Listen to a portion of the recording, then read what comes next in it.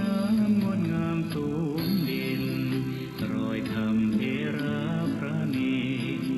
ฝากเสียงผ่านสายลมลอยเชิญชวนศรัทธาร่วมบูรณาวัดป่าดงดอยยอดภูนางแก้วยังคอยทอแสงส่องฟ้าอำไพขึ้นคำสีขาวพาเราแช่มชื่นเป็นผู้รู้ผู้ตื่นเบิกบานทั้งกายและใจเคยแผ่คำสอนองค์ชินวรขจรกว้างไกลข่าวสารงานบุญที่ใดสื่อออนไลน์ไปถึงญาติโยมพระธาตุเจดีย์สีสองเมืองเปล่งประกายแล้วบนยอดดอยนางแก้วมีโอกาสแวะเวียนไหว้ชมจำลองจากดอยสุเทพดอยตุงผู้ธาตุบรมพลังแรงใจญาติโยมร่วมสร้างสมทันบารมีสีขาวคลื่นธรรมนำพาความสุขพระเนรชี้ทางคลายทุกข์เกิดปิติสุขให้ทุกทินทีเปิดฟังธรรมะพระจัดรายการหลายคลื่นความร่วมสร้างมหาทานบารมีพระธาตุเจดีย์สีสองเมือง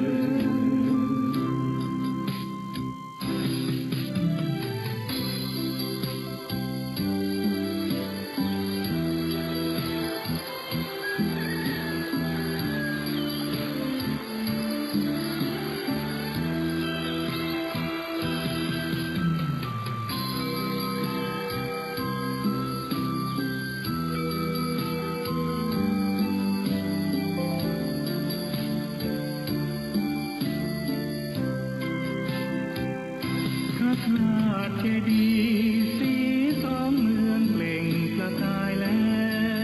วบนยอดดอยนางแก้วมีโอกาสแวะเวียนไหว้ชม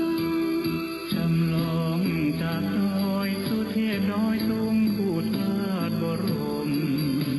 พลังแรงใจญาติโยมร่วมสร้างสมทันบารมี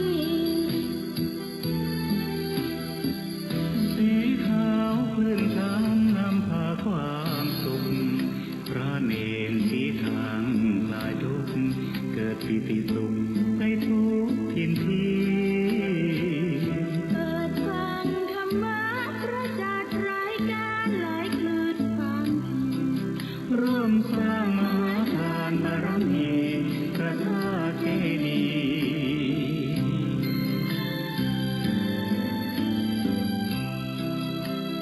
สี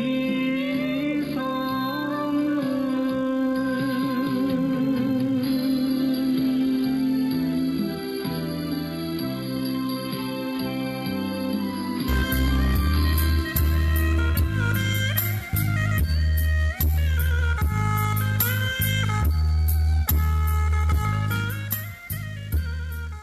ต่อจากนี้ไปขอเชิญท่านทั้งหลายรับฟังรายการสารธรรมยามแลงดำเนินรายการโดยพระครูอภิวัฒนวิกรมวัดปากดังเจริญตำบลดอยลออำเภอดอยลอจังหวัดเชียงใหม่เชิญรับฟัง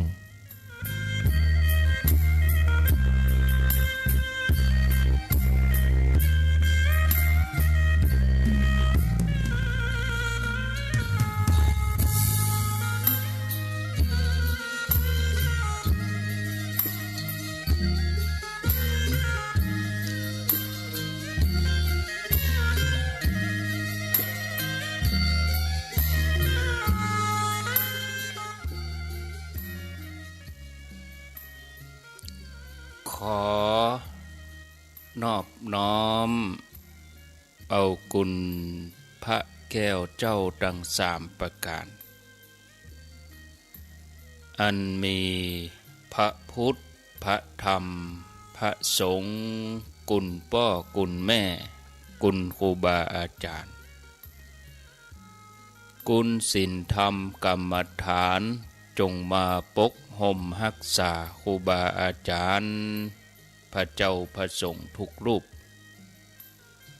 ปกห่มรักษาพอออกไม่ออกศรัทธาท่านสาธุชนคนดีผู้สนใจใฝ่ในธรรมทุกท่านขอถวายความเคารพแสดงความนับถือพระมหาเถระพระเถรานุเถระเจ้าคณะพระสังฆาธิการครูบาอาจารย์เจ้าที่เปิดวิทยุฟังอยู่ที่วัดที่วาเวลานี้เจริญพรศรัทธาญาติโยมท่านสาธุชนคนดีพ่ออุ้ยแม่อุ้ยนักศีลนักบุญเท่าแก่น้อยใจหญิงทั้งหลายทุกท่านธรรมะสวัสดีมาปะกันแถมแล้วมามาปะกันในรายการสารธรรมยามแลง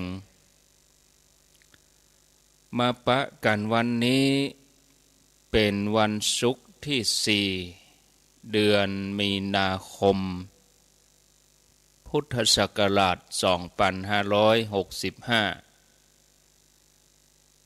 วันนี้มาพบกับตนตัวอัตมภาพพระครูอภิวัฒนวิกรมวัดปากตางเจริญตำบลดอยหล่ออำเภอดอยหล่อจังหวัดเชียงใหม่เป็นผู้รับผิดชอบดำเนินรายการมาปะศรัทธาญาติโยมท่านสาธุชนคนดีทั้งหลายในวันพุธวันพฤหัสบดี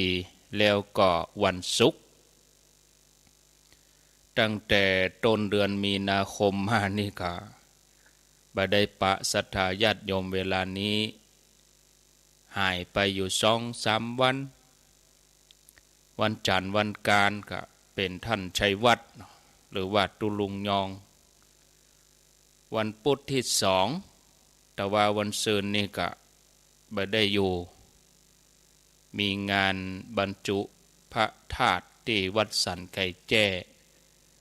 บ้านหลวงจอมตองปิกมาก็พอมืดพอค่ำ6 โมงปลายแล้วก็ถึงวัดแต่วันศุกร์นี่เนาะแต่ว่าวันพัดก็บัดตันมาเข้ารายการแต่ว่าวันพัดวันที่3 มีนาก็ไปลากปราสาทลากศพลากปราสาทที่วัดท่าการเปิ้นลากปราสาทจากวัดมาไว้ที่สนามโรงเรียนซึ่งพระที่มรณภาพนั้นก็อายุเท่าเดียวกันกับอาตมาท่านที่มรณภาพนั้นก็คือท่าน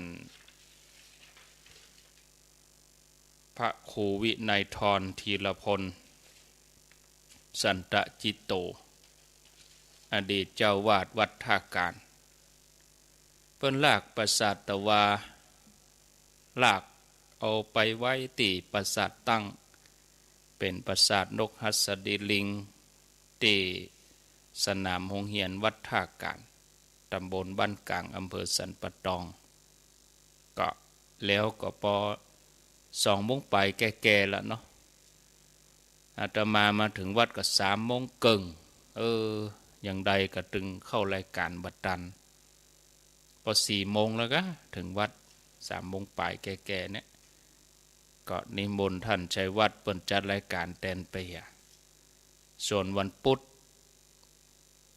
ก่อนนั้นก็จะเป็นรายการสนทนาธรรม ร่วมกับท่านพระครูสุเมธธรรมเสวีกับไปตึงกู้อาตมากับไปท่านพระครูสุเมธกับไปที่สันไข่แจ้เมื่อวันพุธที่2ผ่านมาก็บ่ได้เข้ารายการสักกรรมวันนี้ยังได้ก็ต้องมาถ้าวันนี้บ่ได้เข้ารายการเวลาบ่าย3แฮมก็เดี๋ยวศรัทธาญาติโยมจะถามแฮมแล้วเป็นจะได้บ่ได้ยินจะได้ยินโทรศัพท์หลังไมค์บางท่านก็อาจจะสันนิษฐานเข้าใจโอ้บ่สบายกะเมื่อยกะอย่างใดกะก็ต้องอย่างเงี้ยจะศรัทธาญาติโยมเนาะสักเตือก็ทิศธุระก็นิมนต์ตนนั้นตนนี้เปิ้นแตนไปเอาละศรัทธาญาติโยมท่านทั้งหลายเมื่อมาปะกันแล้วก็บ่เฮอได้ขาดแคลวเสียเวลาจะได้นำเสนอสาระธรรมะให้กับศรัทธาญาติโยมท่านสาธุชนทั้งหลายได้ยินได้ฟังท่านสาธุชนคนดีท่านผู้ฟังทั้งหลายผู้ที่มีจิตศรัทธาในพระพุทธศาสนาที่จริงแล้วเนี่ยชีวิตของคนเฮาเนี่ยแสนสั้นถ้าเปรียบเทียบกับสัตว์โลกทั้งหลายสิ่งสำคัญก็ต้องมีความสำนึกรู้คุณค่าในฐานะสัตว์ที่มีความสามารถในการพัฒนาชีวิตของตัวเองให้ประเสริฐพัฒนาอย่างใดก็พัฒนาด้านสติปัญญา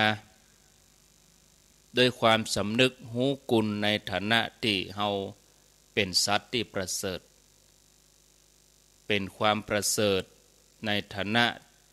ที่เฮาเป็นสัตว์โลกฮ้องว่ามนุษย์หน้าที่ของมนุษย์นี่คือการเกิดมาเพื่อพัฒนาจิตใจของตัวเองให้เกิดสติปัญญามีสัมมาทิฏฐิเพื่อจะนำไปสู่สัมมาปฏิบัติเบื้องต้นนี่ก็จะต้องเชื่อบาปบุญคุณโทษเชื่อกฎแห่งกรรมเชื่อทำดีได้ดีทำชั่วได้ชั่วเมื่อจิตใจอ่อนน้อมพัฒนามาดังนี้แล้วก็จะต้องเชื่อตามกฎธรรมชาติคือทุกสิ่งอย่างนั้นมีเกิดขึ้นตั้งอยู่ดับไปอนิจจังทุกขังอนัตตาพ่อแม่ศรัทธาญาติโยมทั้งหลายการที่มนุษย์เฮาคนเฮาจะมีความศรัทธาในกฎแห่งกรรมในเกณฑ์ของธรรมชาติได้นั่นก็จะต้องมีการเรียนรู้จะต้องมีความเข้าใจพัฒนาตัวเอง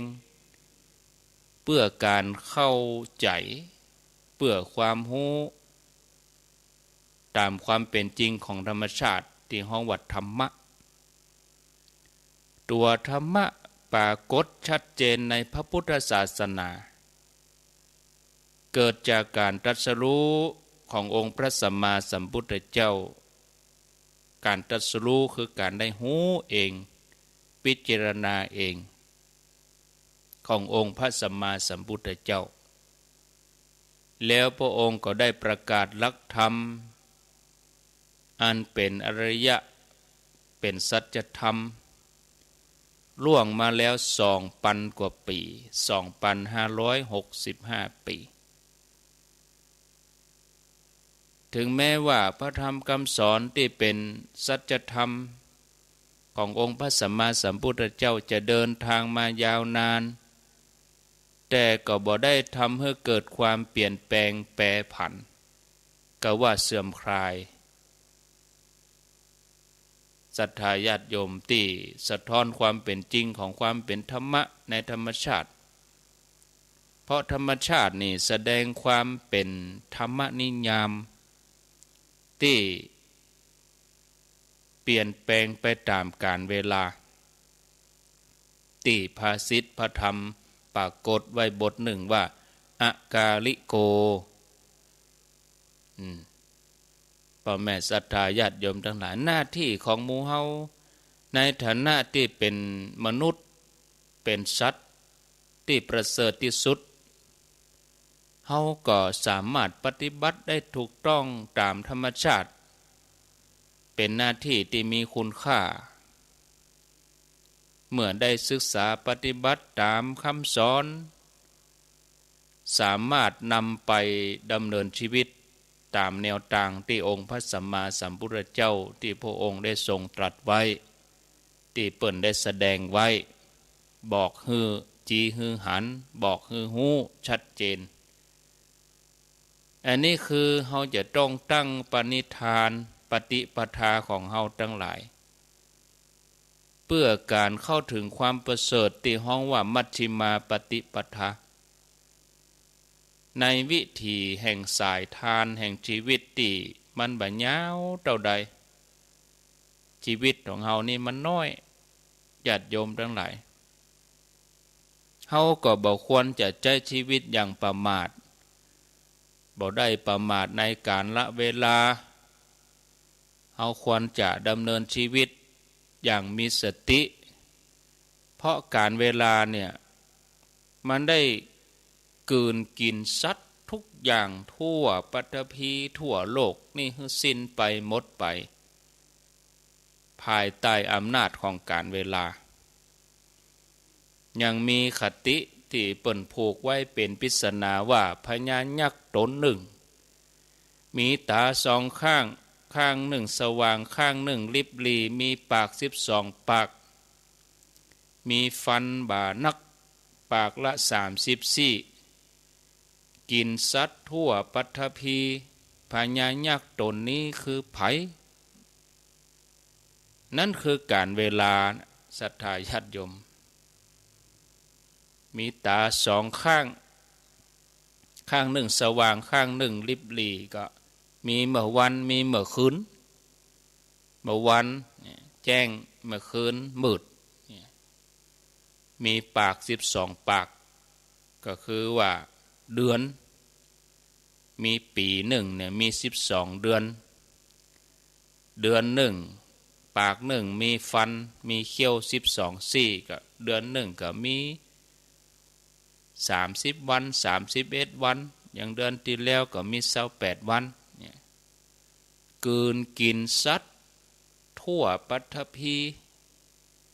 พญายักษ์ตนนี้คือไผอันนั้นก็คือการเวลาเมื่อเฮาอู้ถึงความเป็นสัตว์ที่มีชีวิตน้อยอย่างเฮาท่านทั้งหลายเนี่ยบางคนก็อาจจะโต้แย้งว่าหมูหมากาไก่มีอายุน้อยกว่าเฮามันก็แต้พ่อแม่ทั้งหลายเนาะถ้าเฮาพอไปที่กลุ่มสัตว์เดรัจฉานที่เกิดมาเพียงได้คติได้เสวยชาติเพียงเกิดมาโดยความทุกข์เป็นสัตว์จันในอบายภูมิแต่ถ้าเฮาพอลึกไปในอบายภูมิเฮาพอทะลุเดรัจฉานภูมิลงไปก็ยังมีภูมิอื่นๆเข้าไปแถมภูมิเปรตอสุรกายสัตว์นรกก็ว่าเฮาพอจันสูงขึ้นมาจากภูมิมนุษย์เฮาไปสู่จันเทวดาจันต่างๆบ่ว่าจะเป็นจันจตุมหาราชิกาดาวดึงยามาดุสิตนิมานนรดีปรนิมิตสวัตตีเลยกว่านั้นไปจนถึงจันพรหมตั้งแต่พรหมปริชัชชาแล้วก็พรหมปุโรหิตาไปจนถึงมหาพรหมปุ่นเฮาทั้งหลายก็จะพบว่าโอ้สัตว์มนุษย์มีอายุน้อยน้อยแต่อย่างที่จะได้เปรียบเทียบพึงหันว่ามันเป็นเพียงเวลา1 วันต่ออันถ้าเฮาไปเทียบกับเทวดาจันดาวดึงนะก็ว่าบ่เกินเกิงวันของจันยามาประมาณ6 ชั่วโมงของเทวดาจันดุสิต เมื่อเทียบกับมนุษย์เมื่อเทียบกับชีวิตมนุษย์เรา100 ปีชีวิตของมนุษย์เรา100 ปีกูคนน่ะเพียงวันเดียวในสวรรค์จันทร์ดาวดึงส์เพียงเกิงวันในสวรรค์จันทร์ยามาแล้วก็ประมาณสัก6 ชั่วโมงของสวรรค์เทวดาจันทร์ดุสิตตัวเอียเฮาก็จะหันว่าโอ้อายุไขของมนุษย์เฮามันน้อยแต่รู้นี่น้อยแต่เมื่อเฮาเข้าใจอย่างอี้แล้วศรัทธาญาติโยมทั้งหลายเฮาก็ควรจะเข้าใจถึงกฎธรรมชาติที่แสดงความเป็นธรรมดาว่าโอ้กูสิ่งกูอย่างสรรพสิ่งเนี่ยมีความเปลี่ยนแปลงไปตามเหตุตามปัจจัยไปตามธรรมดาเจริญพรสวัสดีค่ะติดต่อจากบริษัททูค่ะคุณลูกค้ายังไม่สะดวกคุย บริษัททูหมะทูอันอย่างนี้แหมออู้วิทยุอยู่จะมาทูมาวันอย่างนี้ กดวางไปเสียเลยก็นึกว่าเป็นโยมฟังวิทยุเป็นทูนี่มันมาจับแตะจับว่าบางง่ายแต่เจ้ากำโทเนาะหรือก่อนเวลาแต่กี้กำโทก็มายังมาจับเนาะเป็นอย่างถือว่าเป็นสีสันก็แล้วกันญาติโยมเนาะปิดโทรศัพท์ก่อนเนาะปิดก่อนปิดก็ญาติโยมมันก็มีไหมสอดแทรกน้อยๆปิดเนอก็กลัววิทยุดับบ่มีไผโทรบอกนี่เอามาอู้กันต่อมาว่ากันต่อเปรียบเทียบตะกี้ว่าชีวิตของเฮา100 ปีมนุษย์ก็เท่ากับสวรรค์1 วันนะเทวดาที่เพิ่นอยู่จันทร์ดึงส์เกิงวันของเทวดาที่เพิ่นอยู่จันทร์ยามาแล้วก็บ่เกิน6 ชั่วโมงเทวดาที่เพิ่นอยู่จันทร์ดุสิตเมื่อเฮาเทียบกับมนุษย์เฮา100 ปีเมื่อเฮาเทียบอย่างอี้เฮาก็จะหันว่าโอ้อายุไขของมนุษย์เฮานี่มันแสนสั้นแต่รู้ก็ตะกี้เฮากำลังกินข้าวง่ายตะกี้กำลังกินข้าวตอนบัดเดี๋ยวนี้ก็ดีเซาะข้าวแรงแหมแล้ว3 โมงเกิงก็เดี๋ยวอาตมาจัดรายการ4 โมงพักจัดแหมชั่วโมง5 โมงเลิกงานญาติโยมเขานักเรียนก็เลิกโรงเรียนคนที่ทำงาน5 โมงก็เลิกงานอีเนาะญาติโยมเนาะก็เดี๋ยวก็ค่ำรับให้ตื่นพวกก็แจ้งนี่เนาะก็ข้างแหมเดือนเดียวปีใหม่เมืองละคิดง่ายๆเฮาก็จะต้องเข้าใจกฎธรรมชาติที่แสดงความเป็นธรรมดาว่าทุกสรรพสิ่งเปลี่ยนแปลงไปตามเหตุตามปัจจัยบ่ได้มีอันอย่างเที่ยงแท้แน่นอนนะเป็นไปตามความเกิดความดับถึงแม้มันจะตั้งอยู่มันก็ตั้งอยู่เพียงชั่วขณะมันมีการแปรปรวนเปลี่ยนแปลงอันนี้เมื่อเฮาหันอย่างอี้เฮาก็หันความชัดเจนว่าโอ้ชีวิตของสัตว์ทั้งหลายทุกภพทุกภูมิเนี่ยมันน้อยแต่รู้นี่โดยมีการเวลาควบคุมทำให้เกิดดับอยู่ทุกขณะอีเนาะอย่างที่เคยไปอย่างศรัทธาญาติโยมทั้งหลายที่ปฏิบัติก็ดีหรือท่านที่เคยปฏิบัติก็ดีเนี่ยเวลาญาติโยมเข้าไปปฏิบัติหรือปฏิบัติอยู่ที่บ้านหรือได้ฟังครูบาอาจารย์ เปิ้นก็จะได้บอกให้เฮาให้เฮามีสติทุกลมหายใจเนอะอยู่กับปัจจุบันเนี่ยเมื่อเฮามีสติกำหนดหูพอที่ลมหายใจทุกขณะเข้าออกเฮาก็หันความเป็นธรรมดาของการเกิดดับนะที่ควบคุมอยู่ทุกขณะลมหายใจเข้าหายใจออกเพื่อหันความเป็นเกิดดับทุกขณะลมหายใจในขณะที่เฮากำลังดำเนินชีวิตไปบนสายทานแห่งธรรมชาติบนชีวิตแห่งสัตว์โลกเนี่ยเฮาก็จะเข้าใจว่าชีวิตผ่านไปวันหนึ่งที่สำคัญญาติโยมทั้งหลายในความที่เฮาทั้งหลายมีชีวิตน้อยเนี่ยพระพุทธเจ้าองค์พระสัมมาสัมพุทธเจ้าพระพุทธศาสนาเปิ้นก็เลยสอนให้เฮาหันคุณค่าของชีวิตของเฮาที่มันเหลือน้อยที่มันมีน้อยว่าเมื่อเฮาได้ญาติเกิดมาในโลกนี้เนี่ยเฮาสามารถสร้างประโยชน์อันอย่างได้พ่องได้นักได้น้อยอย่างใดในฐานะที่เฮาเป็นมนุษย์เนาะเฮาก็ควรจะมีความสำนึกอยู่เสมอว่าหนึ่งชีวิตของเฮาจะต้องมีคุณค่าถ้าเฮาใจชีวิตอย่างมีคุณค่าแม้ว่ามันจะน้อยก็ตามแต่มันมีคุณค่ามันก็เลยมีโจทย์มีคำถามขึ้นมาข้อหนึ่งว่าจะเนี่ยอย่างใดชีวิตเฮามีคุณค่าที่สุดที่มันเสี่ยงไปถึงวันเพื่อการที่เฮาจะได้รับประโยชน์จากคุณค่าตัวนี้แน่ที่เฮาฮ้องว่าคุณค่าแห่งชีวิตนี่การดำเนินชีวิตเพื่อให้เกิดประโยชน์เพื่อการเข้าถึงคุณค่าที่ดีที่สุดก็เลยเป็นเรื่องที่เข้าใจเนี่ยเข้าใจทำแข่งกับเวลาแข่งกับสังขารร่างกายของเฮาเนาะ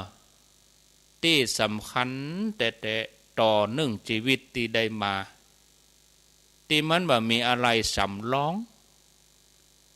เสี่ยงก็เสี่ยงไปเลยแต่ละรุ่นบ่ใช่ว่าเฮานี่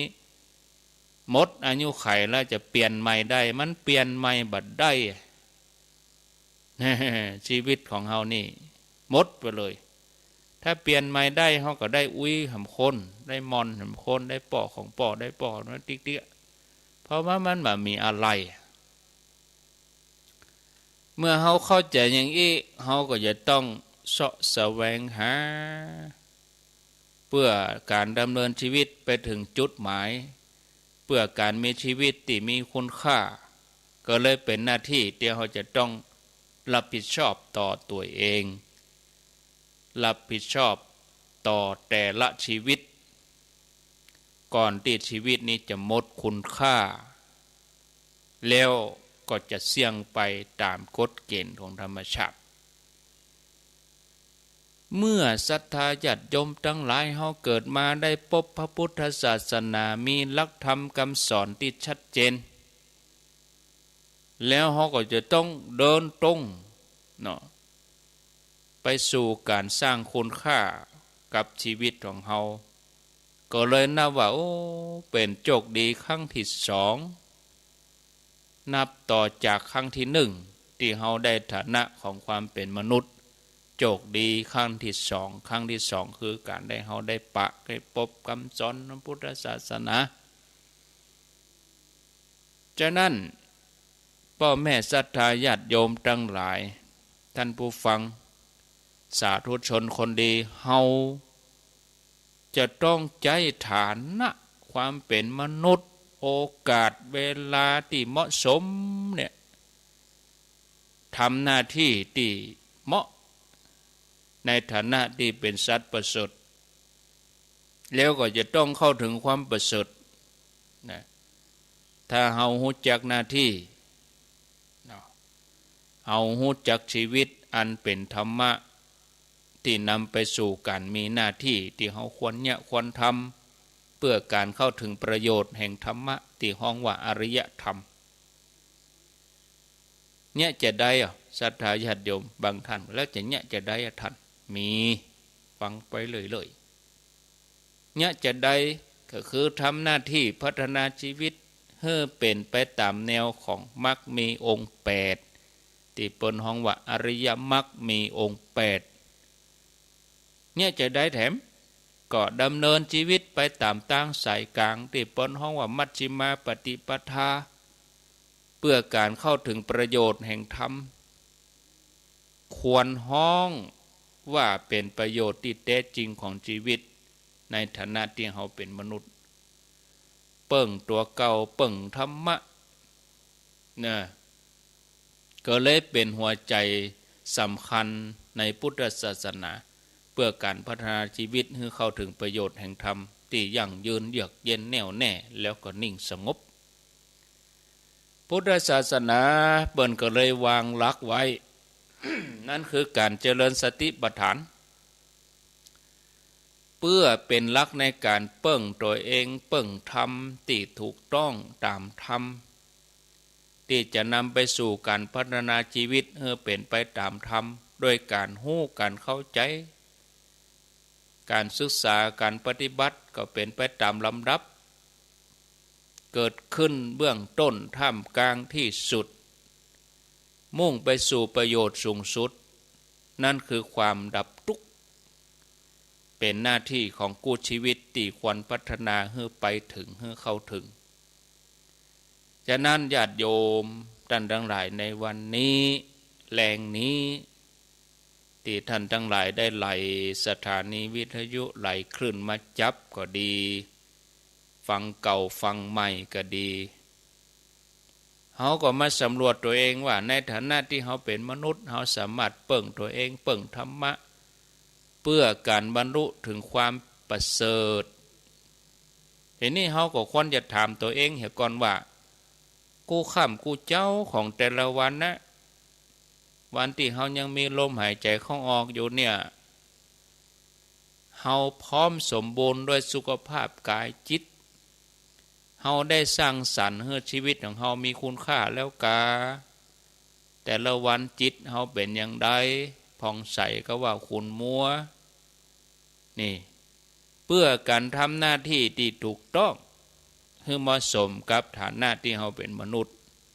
ถ้าเฮายังบ่ได้เนี่ยได้ทำเตื้อก็เริ่มเหี่ยบัดเดียวเนี่ยเข้าใจฮู้คิงเหี่ย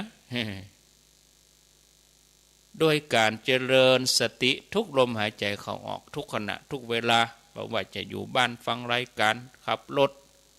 อยู่ที่ไหนก็ตามกำหนดฮู้อิริยาบถทุกขณะทำความรู้สึกตื่นฮู้อยู่เสมออย่างมีสติแล้วก็จิตติตั้งมั่นอันนี้เขาก็พิจารณาให้หันธรรมชาติของกายนี้ที่ปรากฏเป็นอาการต่างๆตามที่ปรากฏในสภาวะลักษณะของธาตุนั้นๆที่ประกอบมารวมอยู่ด้วยกันเป็นรูปเป็นกองเป็นรูปเป็นเฮามาผสมกันโดยกายนี้เขาก็โดยพอแล้วเขาก็จะได้ฮู้ตามความเป็นจริงหันความแตกสลายของสภาวะต่างๆเป็นไปตามลำดับจนเฮาได้ปะความจริงว่าอ๋อมันเป็นธรรมดาลูกเป็นอย่างนี้เองลูกธรรมดามันอย่างนี้ลูกตัวนี้ก็ว่าอ๋อนี่คือตัวปัญญาอันชอบ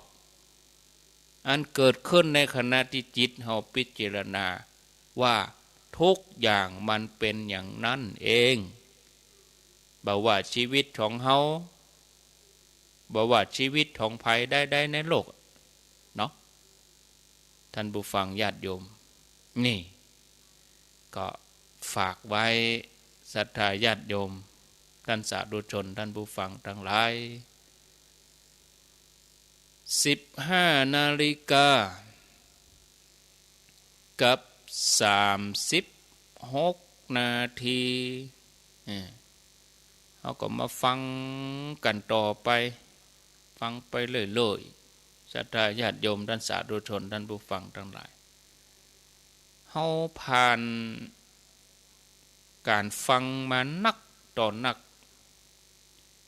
เนี่ยญาติโยมทั้งหลายก็ฟังกันมาจนบางท่านฟังจนจำเสียงพระคุณเจ้ารูปนั้นรูปนี้ได้หลายท่านฟังจนจำเวลาได้เนอะญาติโยมท่านทั้งหลายพุทธศาสนาเป็นธรรมะเป็นสิ่งที่ทำให้เราได้เรียนรู้ตัวเองนะญาติโยมแต่ว่าด้วยสภาวะบัดเดี๋ยวปัจจุบันเนี่ยในโลกของความหันแก่ตัวนักคนบ่มีจิตสำนึกขาดความเคารพในธรรมอันยังก็จะเกิดขึ้นได้ทั้งนั้นเพราะว่าสิ่งนั้นเรื่องนั้นจะเป็นอย่างใดอย่างที่บอกให้ญาติโยมฟังเมื่อเจ้า2-3 วันก่อนถึงเรื่องข่าวที่เป็นอยู่ประเด็นนี้เปิดทีวีช่องใดเปิดวิทยุข่าวที่ไหนก็แต่เรื่องข่าวดาราตกน้ำตายก็เลยมาวิเคราะห์เห็นน้อยเนาะศรัทธาญาติโยมวิเคราะห์ทบทวนพิจารณาว่าญาติโยมทั้งหลายกูคนเนี่ยที่เขาพอติดตามข่าวเนี่ยเขาก็ว่าเขาฮักเปื้อนเขานะเขาฮักคนตายอีวะคุณแตงโมหรือว่าคุณบะเต้านั่นคุณมะแตงโมมะเต้าบะเต้าตายแตงโมตายเปื้อนของเขาก็ว่าฮักเปื้อนนะอีนี่อาตมาก็เลยมาวิเคราะห์ก็บ่ได้เจาะจงแต่ว่าข่าวนี้ก็ดังทั่วประเทศอยู่แล้วก็มาว่าในศีลธรรมที่บอกว่าศีลทรงทำให้สูงศีลปรุงทำให้สวยศีลเป็นปัจจัยนำมาซึ่งความสุขอันเนี้ยสีเลนะสุขติยันติสีเลนะโภคสัมปทาที่เป็นสรุปถ้ามีศีลก็มีความสุขเนาะถ้ามีศีลก็บ่มีความสุขประเด็นนี้ที่เขาไปลงเหือแม่น้ำเจ้าพระยาเพราะเขาบ่มีศีลเนี่ยเขาก็เลยมีความสุขแม่นก็ญาติโยมว่าถ้าคนมีศีลก็มีความสุขอยู่บ้านเหียไปกินเตื้ออันนี้อาตมาไล่เลียงพอนาศีลนี่มี5 ข้อเอาบ่ต้องถึงขั้นศีล8ศีล10ศีลมี5 ข้อเฮาไล่ตั้งแต่ข้อสุดท้ายมาคนที่เมาเหล้าเนี่ยโดยมกสลึมสลือก็จ่างเตะกะก็ตึงบ่ใครรู้เรื่องลิ้นปั้นกันถ้าเมานักกว่านั้นก็น้ำลายย้อยต้อยๆนักกว่านั้นก็ยุบขำพันบ่ฮู้สึกตัวไปฮู้คิงทำกรรมปุ๊บไปอยู่ที่ไหนก็บ่ฮู้นี่ถึงทั่วไปนะแต่ถ้าเมาหมอกพอให้บดีกับประคองตัวขนาดว่าอยู่บนบกเนี่ยยังเซไปเซมาเสาะที่เกาะที่กำแล้วคำได้กำก็จู่รูเวิงไปนับยังกับไปตกน้ำไปมีที่เกาะที่กำมั้งนี่อันนี้มันจะว่าเฉพาะข่าวนี่นะทั่วไปยกตัวอย่างญาติโยมเขาพอจะนึกภาพออกแล้วคนได้สมมติกินเหล้าขับรถถ้าว่ารถลง คลองลงไปตกน้ำไปมันก็ช่วยตัวเองมันได้นะเมื่อเมาไม่ขับเปิ้นว่าเมาบ่ฮึขับกินเหล้าก็เล่าเรื่องมันก็เลยเล่าเรื่องนักติ๊กกินตั้งแต่หัวค่ำจนถึง4-5 ทุ่มบุญกาเอามาพอข่าวเนาะกินเหล้าก็เล่าเรื่องมีเรื่องเล่าเรื่องมีเรื่องเล่าก็เปลืองเหล้ากินเหล้าก็เล่าเรื่องก็เปลืองเหล้าก็เอาเรื่องแล้วทีนี้เอาเรื่องแต่เป็นเรื่องแต่ทีนี้แปลว่าศีลข้อ5ขาดไปแล้วต่อมาศีลข้อ4มุสาก็ว่าเดี๋ยวนี้ไผจุไผบ่ฮู้นี่อันนั้นก็ว่าขอโทษนะไปฉี่ตายเหืออันนั้นก็ว่าอย่าไผจุไผบ่ฮู้เดี๋ยวนี้บ่ฮู้เนาะไผจุไผความจริงจะออกมาได้บ่ฮู้ศีลข้อ4หายไปหมดแล้วนี่คนอยู่หัน 4-5 คนบ่ตรงกันสักคนว่ะคนนั้นว่าไปยังคนนี้ว่าไปยังและอันที่จุครั้งแรกนั้นบางทีก็ลืมไปเหรอวะ มุสานี่เวลาไม่ตรงกันเนี่ยญาติโยมทั้งหลายข้อ4ปุตไปหามะศีล5นี่ปุตไป2แล้วนะไล่ขึ้นมาแหมกาเมข้อ3ก็คนนั้นก็มีแฟนคนนั้นก็มีครอบครัวแล้วหมดนี่พอใจก็เหมือนว่ามีครอบครัวแล้วก็แม่ยิงก็เหมือนเนี่ยมีแฟนแล้วก็ฉะนั้นวัยรุ่นคนหนุ่มเขาไปกินเหล้าเมายาอย่างอันนี้มันก็ต้องศีลข้อ3เนี่ยญาติโยมทั้งหลายนอกใจคู่ครองของตัวเองหายไปหาเหมาะ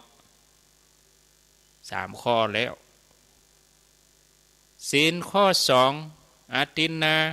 เอาไปเอามากับเรื่องประกันหาเหมาะเดี๋ยวนี้มันจะว่าไม่ต้องไปว่าเป็นเม็ดหรือว่าไปลักนะอันนี้ถ้าเรื่องขึ้นศาลกันเป็นเรื่องช่อโกงเป็นเรื่องฟ้องร้องกันเรื่องทรัพย์สินอย่างมื้อเนี่ยเอาทนายมาสู้กันฝ่ายหนึ่งการฝ่ายหนึ่งชนะคนชนะย่อมก่อเวรทำเหตุให้เกิดขึ้นประกันชีวิตกันอย่างนั้นมันก็เข้าลักอยู่ศีลข้อ2เนี่ยอตินนาตานาเวรมณีแล้วก็ข้อ1นี่ก็บ่ต้องอู้ถึงละเสียชีวิตไปแล้วโดยเจตนาหรือไม่เจตนาหรืออย่างใดก็ตามก็เอาข่าวมาวิเคราะห์แต่ว่าที่จะมาอู้ญาติโยมเขาเนี่ยมาอู้ถึงตอนนี้ว่าคนที่เป็นเพื่อนกันเนี่ยเปิ้นว่าเพื่อนมีสุขร่วมเสพมีทุกข์ร่วมต้านอีนะก็ต้องฮักกันก็คนมีความฮักเฮามีป่อเฮามีแม่เฮาก็ฮักป่อฮักแม่เฮามีปี่มีน้องเฮาก็ฮักปี่ฮักน้องเฮาไปเกี่ยวข้องกับไผวงศาคณาญาติเฮาก็ฮักวงศาคณาญาติของเฮาเนี่ยตลอดจนถึงมีเปื้อนมีฟุ้งมีแก้วสังหายคำเนาะบ่ใจแต่ต่ออันน่ะญาติโยมสมัยที่ไปเรียนหนังสือนะฮะญาติโยมก็ยังไปเรียนหนังสือฮักโรงเรียนฮักครูเนาะฮักบ้านเกิดเมืองนอนนี่บรรดาแล้วก็ของทั้งหลายที่อู้มาเนี่ยภาษาพระเพิ่นฮ้องว่าคนฮักแล้วก็ของฮักที่เฮาเข้าไปเกี่ยวข้องที่เฮาเข้าไปผูกพันในของเหล่านั้นก็เพราะว่ามันมาพัวพันกับเฮาในฐานะที่เฮาเป็นผู้มีส่วนได้ส่วนเสียในของในคนนั้นถ้าคนเหล่านั้นมีหน้ามีตามีชื่อมีเสียง เฮาก็มีหน้ามีตามีชื่อมีเสียงไปด้วยนะถ้าของหมู่นั้นเสื่อมเสียเฮาก็ต้องเสื่อมเสียไปด้วยญาติโยมทั้งหลายเฮาจึงแบบปฏิเสธส่วนได้ส่วนเสียระหว่างเฮากับคนเหล่านั้นก็เนี่ยเฮือที่อุบัติเหตุคนตกก็ถ้าว่าเป็นคนธรรมดาก็คงจะเป็นข่าวออกแค่2 วันแต่อันนี้เปิ้นเป็นคนดังเปิ้นเป็นดาราข่าวก็เลยออกมาคงจะเป็นเดือนพุ่นล่ะเนาะนะญาติโยมทั้งหลายเฮามาคิดถึงพอคดีแต่ละอย่างหรือว่าเหตุอุบัติเหตุแต่ละอย่างบางทีก็รุนแรงเหล่านี้ก็มีนะอย่างเจ้าบ้านธรรมดาเฮาประสบอุบัติเหตุหลายๆอย่างเฮามาพอแล้วก็เป็นที่แปลกมาพอข่าวแต่เจ้านี่ก็จะเต้กับบ่เต้บ่ฮู้อันนี้เถียงกันเรื่องดาราตกน้ำอันนั้นเถียงเปิ้นบ่เป๊ะไปโดดตึกอีกว่านานเถียงอะไรอย่างกันเถียงเรื่องดาราตกน้ำแหลมคนนั้นเถียงบ่เป๊ะเถียงเปิ้นบ่เป๊ะเถียงเรื่องหยังบ่ฮู้เนาะอันนี้ผิดกันย้อนป่นเถียงบ่แป้ไปโดดตึกเห็นว่านานลองตามข่าวพอแต่บ่อาตมาอ่านปะเกิดไปเกิดมากับมันตลกตัวเศร้าตัวญาติโยมเองก็เหมือนกันเนอะจะไปเสพข่าวเกินไปบางคนนี่ฝังอยู่ในหัวเนี่ยไปตุกใจแตนเปิ้นให้แตนเปิ้นโอ้กระทบแต่ไม่กระเทือนเฮานี่กระทบแล้วเฮายังเก็บไว้อยู่มันก็โยมบางคนนี่เป็นโรคซึมเศร้านะบางคนนี่นะหมอเปิ้นถึงว่าเนอะจิตเวชนะเปิ้นว่าบ่ควรเสพเกินเฮาฮู้ก็ฮู้ตัวนั้นแล้วเฮาช่วยหยังเปิ้นได้แล้วเฮาไปหยังฮู้ก็อันอย่ากำเนี่ยมาลงตัดนี่ก็จบบางคนนี่เป็นทุกข์เป็นฮ้อนนะญาติโยมทั้งหลายเนาะมาอู้ถึงตอนนี้นะผลที่สุดเมื่อเฮาเอาความฮักเอามาใส่กระทะตั้งบนเตาไฟแล้วก็เคี่ยวอย่างเฮาเคี่ยวน้ำปูนี่เนาะอย่างเฮาเคี่ยวน้ำตาลเคี่ยวให้เหลือน้อยที่สุดก็จะเหลือน้อยเดียวตัวอันคือฮักตัวเองนะนอกจากพ่อแม่พี่น้องวงศาคณาญาติเพื่อนฝูงมิตรแก้วสหายค่ำแล้วตนแลเป็นที่รักอย่างยิ่งในทางพุทธศาสนาเพิ่นก็มีภาษิตรองรับไว้ว่าอัตตาหิปรมังปิโยตนแลเป็นที่รักอย่างยิ่งฉะนั้นญาติโยมคนเฮาก็จะต้องฮักตัวเก่านะคนอื่นจะเป็นอย่างใดก็ตามนะจะไปเดือดไปฮ้อนอย่างกับป่นญาติโยมทั้งหลายคนอื่นเจ็บป่วยอย่างใดก็ขอยาให้ตัวเองเจ็บป่วยนะขอให้ตัวเองอยู่รอดปลอดภัยคนที่หันแก่ตัวนักก็เลยกลายเป็นคนที่น่าเกลียดน่ากลัวเพราะเมื่อหันแก่ตัวแล้วย่อมบ่หันแก่ภัยใดๆทั้งสิ้นฉะนั้นจงระมัดระวังอย่าให้ความเห็นแก่ตัวเนี่ยเข้ามาครอบงำใจของเฮา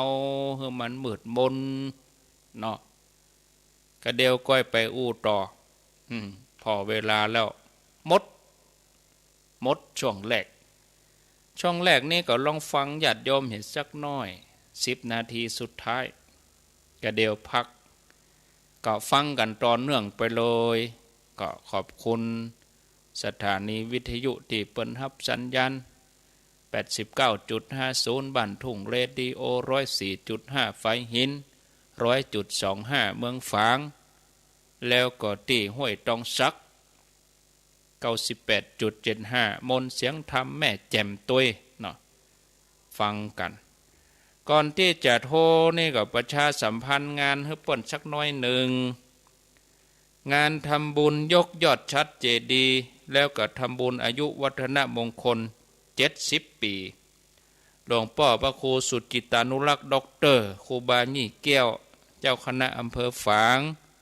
เจ้าอาวาสวัดพระบาทอุดมน้ำบ่อสาวาระหว่างวันที่22-23 มีนาคมกำหนดการดังต่อไปนี้วันอังคารที่22 มีนาคม8 โมงครึ่งก็ศรัทธาพร้อมกันที่จะทำบุญทักษิณานุปทาน9 โมงหลวงพ่อก็มาร่วมประกอบพิธีจุดธูปเทียนปูชาพระรัตนตรัยมีการแสดงธรรม1 กันพระสงฆ์40 รูปรับทักษิณานุปทานแล้วก็เวลา11 โมงถวายเพลพระสงฆ์แล้วก็มีซอห่ำหัวกินขวดตาลเลวัดร้องขี้เล็กนี่หรอแล้วก็มีไม่คืน2 ทุ่มนี่ก็ไปร่วมฟังอาตมาเขาจะไปนอนปุ้นวันที่22 เมื่อคืนนะฟังธรรมแบบธรรมสากัจฉาสนทนาโต้ตอบอูจาครูบาอาจารย์เครือข่ายคลื่นสีขาวแล้วก็มีการแจกของรางวัลแก่ผู้ที่มาเข้าฟังธรรมมีวิทยุมีของยังทิพย์ยังต่างๆนักเนาะในคืนวันที่22ส่วนวันที่23 มีนาคมกับเวลา 9:19 นาทีพิธีห้องขวัญเหียกขวัญโดยพระเดชพระคุณพระเทพรัตนนายกเจ้าคณะจังหวัดลำพูนเจ้าวาดวัดพระธาตุหริพุนชัยแล้วเวลา 9:39 นาทีก็อันนี้พระสงฆ์ทั้ง71 รูปประธานสงฆ์ในพิธีก็พระเดชพระคุณพระพรหมเสนาบดีเจ้าคณะภาค 7ประกอบพิธียกยอดชัดวัดพระบาทอุดมในเวลา 10:39 นาทีพระสงฆ์100 รูปนี่ก็เชิญชวนศรัทธาญาติโยมไปร่วมกันในงานนี่ก็ยังมีนักร้องเปิดมาร่วมตัวสมโพธิช่วงบ่ายเที่ยงถึง2 โมงก็คุณเสรีลุ่งสว่างพร้อมทีมงานนี่หรอลูกศิษย์ของหลวงพ่อจะได้มาร่วมด้วยนะอันนี้ที่วัดพระบาทอุดมน้ำบ่อสาวา20ถึง22กัน22ถึง23 มีนาแล้วก็ที่ม่อนพระศรี2 เมืองนี่ช่วงนี้ไผจะไปก็ไปเนอะโอ้แต่เจ้าก็มีหลายหมู่หลายคณะนะเปิ่นไปเจียงไฮ้เปิ่นก็ไปแหว่หั่นมีธุระไปตังเจียงไฮ้ไปตังวังเหนือก็จอดแอวเห็นน้อยไปแอวได้เนอะศาลาญะการหันตึงวันแต่อาตมาเขานี่ก็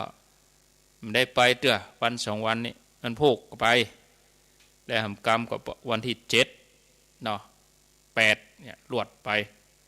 ใกล้งานเข้ามาติ๊กเนาะวันที่18 มีนาในเปิ้นจะพุทธาภิเษกแล้วก็เบิกเนตรพระเจ้าศรี2 เมืองหม่อนดอยนางแก้วแล้วก็พุทธาภิเษกเหรียญที่ศรัทธาญาติโยมเขาจ้องกันไว้ที่บ่ได้จองก็บ่ต้องไปฮ้อนใจหยังเด้อไปเอาปูจาหน้างานวันที่19ก็ได้มีฮื้อปูจาบ่ต้องไปโอ้เฮาบ่ได้จองทุกเบิ่นเฮาจะบ่ได้นะอีกก็บ่ใจอย่างนั้นหรือเอาวันอื่นก็ได้บ่จำเป็นจะต้องเอา19อย่างเดียวบ่ใจเปิ้นบอกว่า19เป็นต้นไปบางคนไปปล่อยข่าวเปิ้นฮื้อมาเอาวันที่19วันเดียวนะว่าไปเลยว่าไปเลยตั้งแต่19 มีนาปุ่นถึง19 ปีหน้าปุ่นได้ตลอดแต่หมู่ที่ฮื้อส่งไปรษณีย์ก็ดีอยู่ไกลก็ดีนี่ขอฮื้อหลังวันที่20อย่าก่อนเด้อไม่ใช่ว่าหันเปิ้นได้กับคนเฮาบางทีอุปทานเหมือนกันนะก็เปิ้นได้มาแล้วอีแม่ยังบ่ได้เตื้อก็อีแม่โทรมาลูกโทรมาแล้วฮื้อเปิ้นส่งไปรษณีย์ไปก็ไปได้อย่างเตื้อนี่ถ้าใครได้ก็วันที่19 20ไปปูจาเอาคนเดียวเลยตีดอยปุ่น ส่วนญาติโยมทั้งเมืองฝางแม่ไอ้ชัยประการนี่อาตมาจะเอาไปฮื้อวันที่22ครูบาอาจารย์ทั้งหลายจะไปร่วมตุยหลวดทักษิณาหลวดมุทิตาจิตหลวงพ่อตุยญาติโยมจะไปปิกก็ได้วันที่22มีนาที่พระบาทอุดมน้ำบ่อสาวาเพราะคาดว่า23คนต้องนักต้องหลายเขาก็ไป22ออกบ้านเจ้าไปกินข้าวตอนปุ้นพิธีมันมี9 โมงเขาก็ไปทักษิณาออกสัก6 โมงตี 5เนาะเพอก็ได้ออกเจ้าหน่อยนี่ตี 4ได้ออกแล้วเนาะไปเจ้าก่อนน่ะดีถ้าอาตมาเขานี่ไปนอนนี่มีปัญหาถึงไปนอนปุ้นสบายมากส่วนศรัทธาเขานี่ก็ทำบุญตอนบ่ายเรียบร้อยแล้วเขาก็ปิกพี่น้องดังเมืองฝางแม่อาเชประการก็ไปแทงฟังเทศฟังธรรมเวลา20 ทุ่มอันนั้นอาตมาเขาตึงจะอยู่ฮันโลไม่มีปัญหาเอาอูตีม่อนพระศรี2 เมืองนี่กับวันที่19มีนานี่เปิ้นจะยกยอดชัดเวลาตอนบ่ายก็ประมาณบ่าย 2มาไงนะก็พายจะไปผูกผ้าแพรพายจะไปปิดทองพายจะไปปูแจเหรียญไปหยังไปทำกิจกรรมไปกินไปตันวันที่19มาไงบ่าย 2เปิ้นจะยกยอดชัดการเจริญพุทธมนต์ก็มี2 คืน18กับคืน19ยอดชัดขึ้นไปแล้วศาลาเตนั่งร้านอย่างแล้วเก็บกวาดอย่างแล้วเมื่อคืนก็จะมีการเจริญพุทธมนต์แถมรอบ1ก่อน2 รอบแล้ววันที่20นะก็ขวดตาลเข้าแต่ละวัดบ่าย 2วันที่20ก็แห่ผ้าห่มพระธาตุห่มผ้าพระธาตุแล้วก็วันตาหลวงวันตาน้อยกันนั้นก็แยกย้ายกลับบ้านได้เนาะว่าอย่าเปิดสายมันได้เปิดแล้วนี่พักก่อนนอศรัทธาทั้งหลายเอาไว้ตัวอีก่อนเนาะพักกำเดียวกะเดียวก้อยมาปะกันแถมกำฟังไรนี้ไปไหนเตื้อใจเย็นสักกำก้อยมาปะกันขออนุโมทนาเจริญพร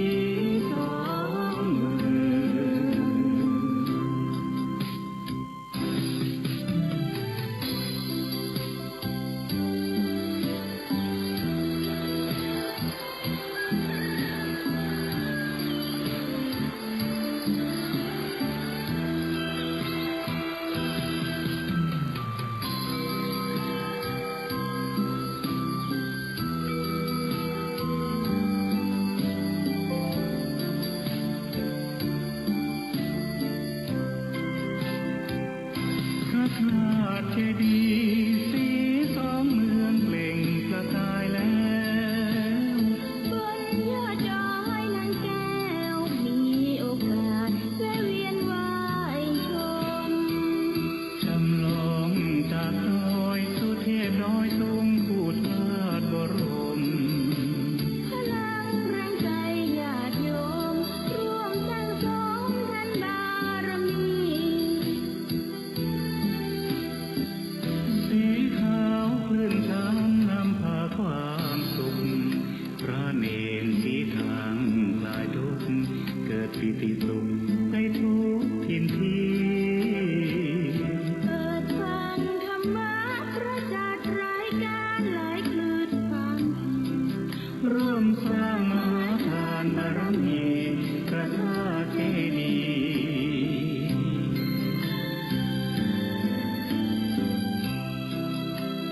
สี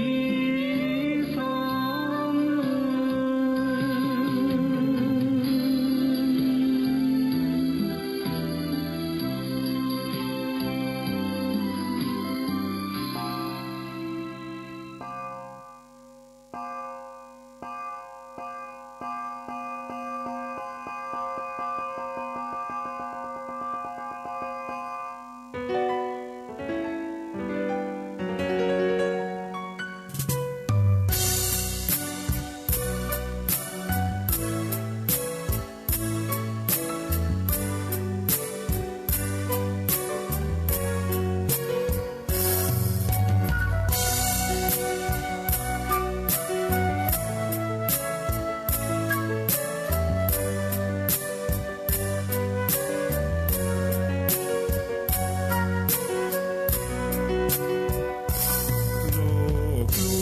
ชวนให้คิดอนิจจังทุกสิ่งไม่ยั่งยืนจีรังย่อมผุพังตามกาลเวลาจะฝืนให้ยั่งยืนจนสิ้นโลกาอย่าได้หวังดังปรารถนาองค์พระพุทธาท่านตรัสสอนไว้แล้วคงไม่แคล้วต้องชราแก่อาคราวแก่สมปัญญาทั่วภารามีทมไปเจ็บทุกข์ย่อมเวียนวนมีพ้นใครๆสัตว์โลกล้วนรู้แน่แก่ใจเกิดแก่เจ็บตายหลีกไปไม่พ้น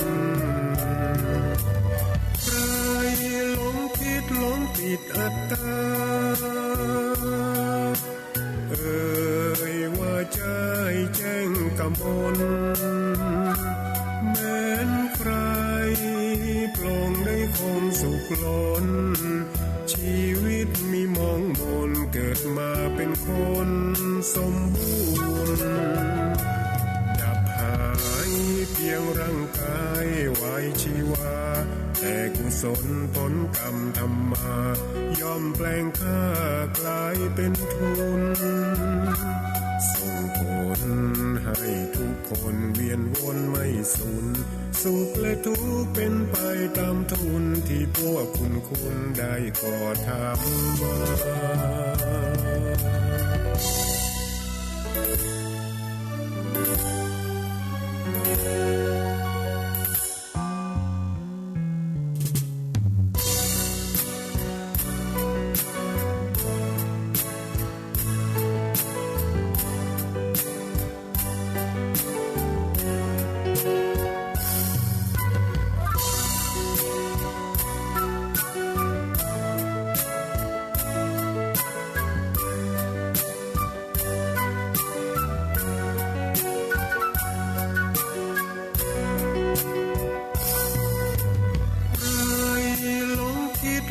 ติดอัตตาว่าใจแจ้งกำมลแม้นใครปลงได้คงสุขล้นชีวิตมีมองมนเกิดมาเป็นคนสมบูรณ์ดับห หายเพียงร่างกายไว้ชีวาแต่กุศลผลกรรมธรรมาย่อมแปลงค่ากลายเป็นทุนส่งผลให้ทุกคนเวียนวนไม่สูญสุขและทุกข์เป็นไปตามทุนที่พวกคุณได้ก่อทำมา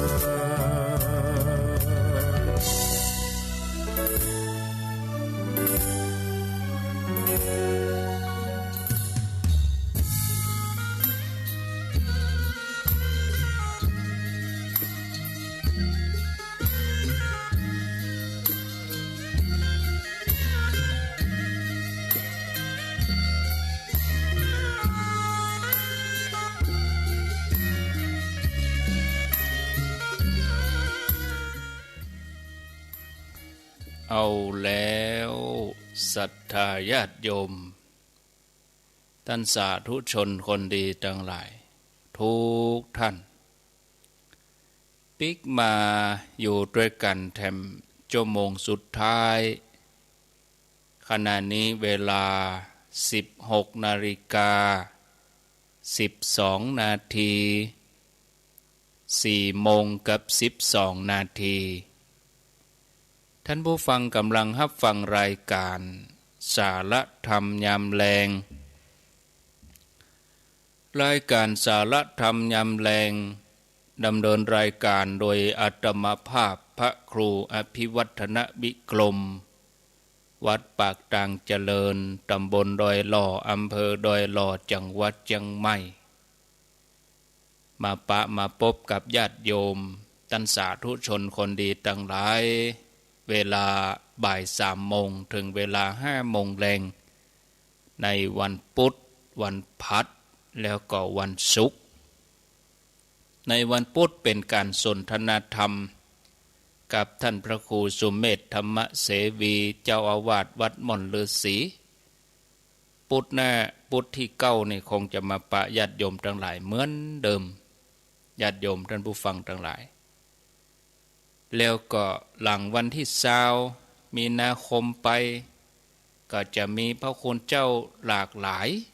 ในช่วงบ่าย3นี่นะในช่วงบ่าย3นี่ก็จะมีครูบาอาจารย์พระเจ้าพระสงฆ์ทุเจ้าพระนายเปิ้นจะมาเข้ารายการเพิ่มอาจจะเป็นตนใหม่ก็ตนเก่าก็ยังได้ก็รอฟังเอาเนาะ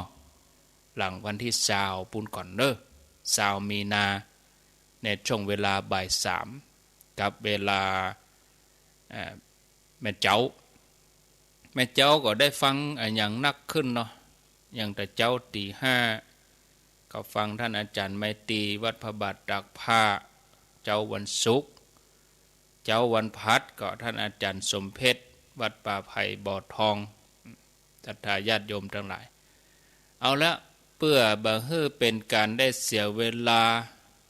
จะอู้ถึงสาระธรรมะเหียน้อยแล้วก็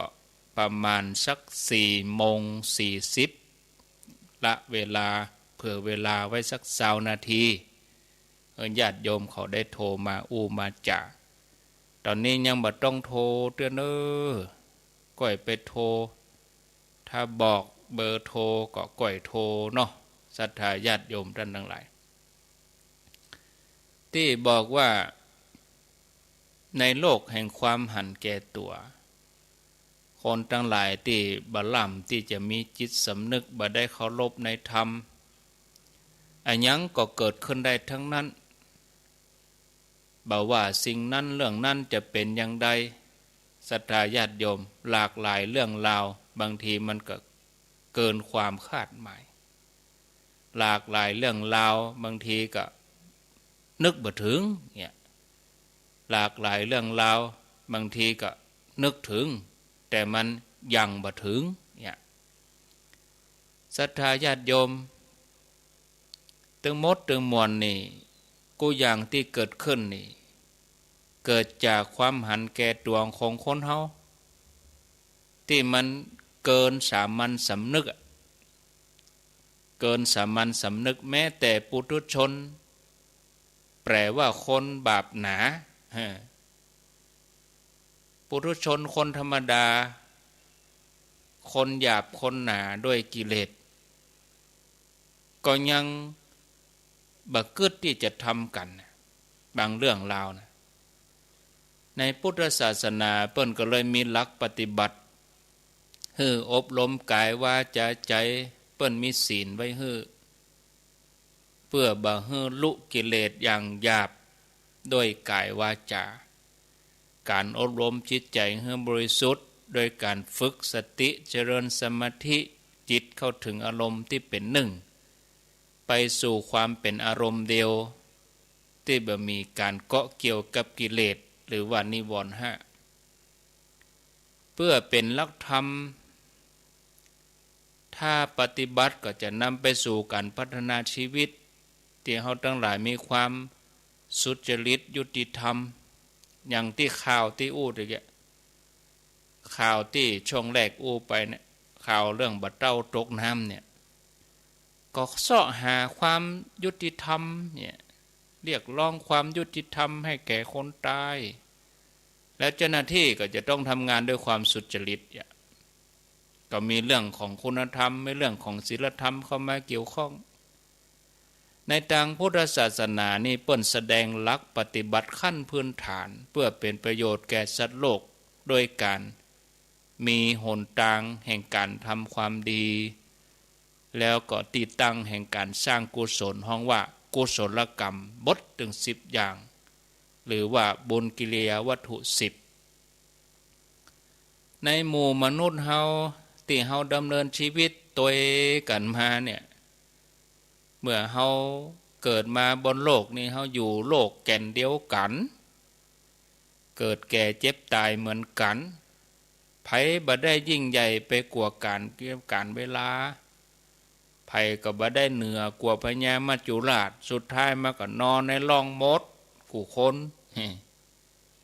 จะยิ่งใหญ่แค่ไหนสุดท้ายก็จบที่โลงนี่เนาะโลกที่วุ่นวายบ่ฮู้จบฮู้เสียงบ่ฮู้จักสงบก็เพราะว่าคนเฮาขาดคุณธรรมขาดความดีต่อกันแม้โลกจะเปลี่ยนแปลงไปตามวิสัยแต่ก็คงยังบ่ยากเกินกว่าการดำเนินชีวิตเพื่อสอดคล้องสมดุลภายใต้กฎธรรมชาติอันเดียวกันก็เลยบ่แปลกเมื่อสังคมมนุษย์เฮาจะมีแต่ความร้อนมันเป็นไฟกิเลสอากาศที่เฮาอยู่มันร้อนอย่างใดก็ตามแต่ถ้าว่าใจเฮาเย็นใจเฮาจุ่มเย็นมันก็ทำความเพลิดเพลินแก่เฮาได้แต่ถ้าคนที่อยู่ห้องแอร์เย็นฉ่ำแต่ว่าถ้าใจเต็มไปด้วยกิเลสมันก็ร้อนเนี่ยมันก็มีความทุกข์ตึงไปในไปนอกเพราะว่าสัตว์โลกบ่ดำเนินชีวิตให้สอดคล้องกับความสมดุลของโลกบ่ได้ดำเนินภายใต้กฎธรรมชาติอันเดียวกันกับกู้ชีวิตในโลกแก่นนี้สิ่งที่ทำให้เกิดความขัดแย้งมันก็จะสูญเสียความสมดุลมันบ่รองรับบ่สอดรับกับความเปลี่ยนแปลงของโลกที่เป็นไปตามวิถีธรรมชาติก็เพราะใจที่เฮาบ่มีคุณธรรมใจคนที่เกิดวิปริตวิปลาสการนึกคิดที่ขาดหลักธรรมก็เลยปรากฏขั้นพื้นฐานที่คุณธรรมของเจ้าโลกนำไปสู่ความขาดคุณธรรมก็เลยเป็นหายนะของมนุษย์เฮากู้จัดกู้สมัยยามใดชีวิตของคนเฮาขาดศีลธรรมกำจูการคิดการการทำบางทีมันก็ออกนอกกรอบเกินกฎเกณฑ์ของธรรมะในที่สุดก็ไปสู่เหตุของวิกฤตการณ์ต่างๆสะท้อนปิกมาในรูปแบบของสารพัดปัญหาในที่สุดก็มาสนองคืนต่อมนุษย์เฮาอย่างเก่าสะท้อนให้หันในตามความเป็นจริงว่าความผิดเพี้ยนในด้านความคิดอันเกิดจากความผิดเพี้ยนของจิตที่มันวิปริตไปเนี่ย มันน่ากลัวยิ่งกลัวสิ่งใดๆเนี่ยศรัทธาญาติโยมการก่อเกิดอภิชฌาวิสมะโลภะพยาบาทมิจฉาทิฏฐิอยู่ในจิตของสัตว์โลกก็ปรากฏนักขึ้นภาวะโลกร้อนจากความขัดแย้งกันโควิดใหม่ๆนี่ทุกอย่างหยุดหมดเนาะญาติโยมเนาะโควิดมาใหม่ๆทุกอย่างหยุดหมดเดี๋ยวนี้โควิดเริ่มมีวัคซีนเบาไปประเทศใหญ่ๆกับจ้างใหญ่ๆก็ฮบกันหาเรื่องฮบกันเอาอาวุธก่อการขึ้นมาคนตายกันเป็นปันๆอย่างข่าวต่างประเทศที่เฮาหันเนี่ยเกิดความขัดแย้งในหมู่คนแล้วก็ทำเมื่อสูญเสียดุลภาพถ้าลากเอานิวเคลียร์เข้ามาคนละแก่นนี่แปลว่าโอ้ยุ่งอะโลกนี้ยุ่งอะเนาะญาติโยมก็มนุษย์เฮาพัฒนาขึ้นมาเรามาทำลายตัวเองถ้าเกิดมันมีขึ้นมาแต่กับโลกมันก็เสียความสมดุลไปหมดเลยกะเนี่ยญาติโยมทั้งหลายโดยอำนาจอกุศลการที่เฮาใจจิตเฮียนฮู้สรรพสิ่งแต่ขาดการฮู้เต้าตันในอาการของจิตอ่านจิตบ่ออกบอกจิตบ่ได้ก็เลยนำไปสู่การใจจิตที่มันเป็นประโยชน์ไปคิดอย่างอื่นไปเลยมันมีประโยชน์อย่างที่ควรจะเป็นก็เลยบ่แปลกที่สัตว์โลกทั้งหลายจะตกเป็นทาสของจิตดำเนินไปด้วยอำนาจของจิตอันเป็นธรรมชาติอย่างหนึ่งที่มีสภาพแห่งความร้อนแล้วก็ความเศร้าหมองเมื่อใดจิตเฮาปรุงด้วยกิเลสก็ก่อให้เกิดอวิชชาความบ่ฮู้ภาวะตัณหาก็จะมาบงการให้จิตของเฮาเป็นไปตามวิถีอำนาจของตัวกิเลสนั้นจิตก็จะต้องดำเนินไปตามการบงการของกิเลสที่มันเกี่ยวข้องร้อยรัดเฮือสัตว์ทั้งหลายเข้าไปคล้องเข้าไปยึดเพื่อเป็นไปตามอำนาจกิเลสนั้นการทำงานของจิตก็เลยส่งต่อสืบเนื่องบ่ขาดสายแม้จะมีเกิดทุกข์หนักเกิดทุกข์มานักทุกขณะบางทีขยอมกู้ชีวิตทุกจิตวิญญาณสรรพสัตว์ทั้งหลายก็เลยโลดแล่นเต้นห้องไปตามเสียงแห่งกิเลสที่กระซิบบอกกล่อมเกลาจิตใจให้หลงไหลตามเรื่องเล่าต่างๆอย่างที่บ่ฮู้ตัวก็เลยเป็นธรรมดาของจิตที่จะต้องนึกจ้างนึกเป็นเนาะบางทีก็เป็นไปตามการก่อเกิดความโลภความโกรธความหลงการหลงผิดยึดมั่นถือมั่นความเป็นตัวตนเพื่อตอบสนองความต้องการของกิเลสมันก็บ่มีความเป็นตัวตนก็เลยเกิดขึ้นโดยพิสดารยากที่จะสืบสาวหาความค้นหาเหตุได้กู้ชีวิตก็เลยโลดแล่นไปตามอารมณ์ความคิดอย่างใดมันบางทีก็บ่มีเหตุผลมันเต็มไปด้วยทิฏฐิคือความหันผิดเพี้ยนไปจากทำนองครองธรรมเป็นเครื่องล่อเลี้ยงชีวิตที่สะท้อนคืนปิกมากลายเป็นความหายนะเนี่ยแม้ทุกคนบ่ปรารถนาสมมติกูอย่างกลายเป็นเรื่องจริงจังในวิสัยของมิจฉาทิฏฐิอย่างที่ว่าอันนั้นของเฮาอันนี้ของเฮาอันนั้นตัวเฮาเฮาพิจารณามันก็เข้าสู่ความคิดที่เป็นทิฏฐิอย่างที่เฮากึดเอาคนเดียวเมื่อหันก็หลงว่าเฮาหันเมื่อฮู้ก็หลงว่าเฮาฮู้เมื่อเป็นก็หลงว่าเฮาเป็นอันนี้ของเฮาอันนี้ตัวเฮาเฮากึดเฮานึกเฮาเป็นคนกึดเฮาเป็นคนนึกความคิดนี้ของเฮาความคิดนี้ของเขา ก็เลยเกิดความเชื่อมั่นว่ามันเป็นอย่างนั้นแต่ทั้งที่สัจธรรมของโลกเปิ้นก็บอกคือเฮาฮู้ตลอดว่าบ่มีอันหยังเตี่ยงแต่แน่นอนเลยเนาะวิถีชีวิตวิถีโลกก็คือวิถีจิตเป็นไปตามเหตุตามปัจจัยสืบต่อกันก่อรูปก่อร่างบ่ขาดสายตราบใดที่เหตุปัจจัยมีอยู่เปิ้นฮ้องว่าภาวะสันตติคือมันต่อเนื่องเนี่ยเพื่อให้เฮาหลงประยึดตามที่เฮาหันแต่ถ้าขาดการฮู้ตามความเป็นจริงที่หันนั้นเพราะบ่ฮู้จักพิจารณาโดยแยบคายขาดโยนิโสมนสิการเพราะความบ่ฮู้บ่เข้าใจในธรรมชาติของจิตกิเลสก็เลยยากจะอู้กันฮู้เรื่องแม้จะอู้ในเรื่องเดียวกันบางทีด้วยทัศนะด้วยทิฏฐิต่างกันด้วยความคิดความหันต่างกันอู้กันคนละเรื่องก็เป็นธรรมดาที่โมคนทั้งหลายในโลกที่จะต้องต่างกันด้วยทิฏฐิต่างกันด้วยทัศนคติจะอู้กันเข้าใจในความเป็นเรื่องเดียวกันมันก็ยาก